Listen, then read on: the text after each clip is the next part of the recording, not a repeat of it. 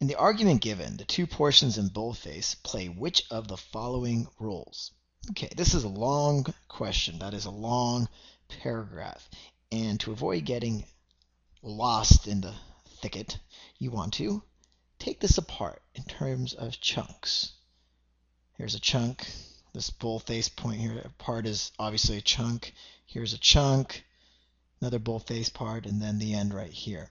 And what I mean by taking it apart is putting it in your own words and sort of arranging the paragraph in your head without getting wrapped up in the verbiage and all the words and all the extraneous information. So I'll give you an example. Basically, you want to get this proposal, you want to have funding, it's going to be very difficult. So funding here is difficult. Okay, it's a long application process. Okay, sure. So now what? Well, they're going to give us reasons why it's so difficult to get funding. First off, and that's what we have here, you have to do all of these things. And then, starting here, you have more to do. And if you jump past that hurdle, that second hurdle, then there's even this third hurdle there. And then clearly where it says here, that's sort of the end. Only those who are able to meet all of these hurdles or jump over all of these hurdles receive and retain funding. So this last part right here is the conclusion. And we can see that the other parts just give information or support the conclusion. They're intermediate conclusions. This is, for instance, this is one hurdle. It's an intermediate conclusion. Second hurdle. Then the third hurdle you have to overcome to get funding. And then finally, the conclusion being therefore, because there's so many hurdles, it's a long process. So now we've taken it apart.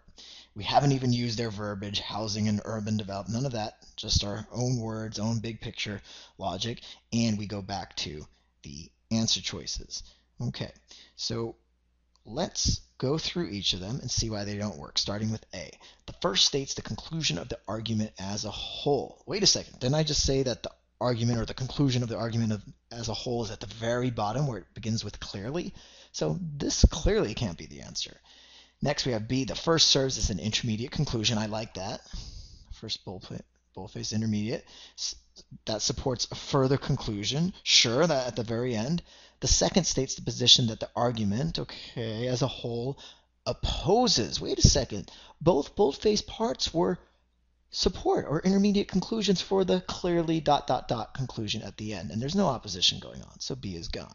C, the first provides support for an intermediate conclusion. Well, I think it kind of is an intermediate conclusion, so this one's already a bit fishy.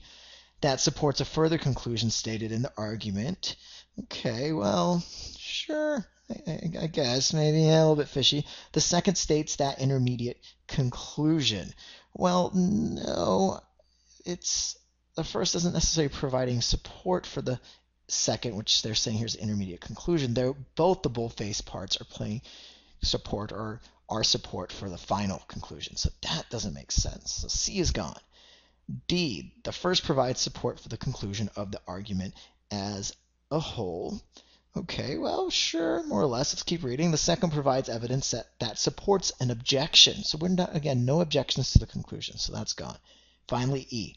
The first is an intermediate conclusion that supports a further conclusion stated in the passage. Okay, so again, we said the first is an intermediate conclusion. It supports the conclusion at the end, beginning with the word clearly. And let's read on from here. The second supports the conclusion of the argument. So again, I said both of them, first and second, intermediate conclusions that support the main conclusion of the argument at the end. And so E is our answer.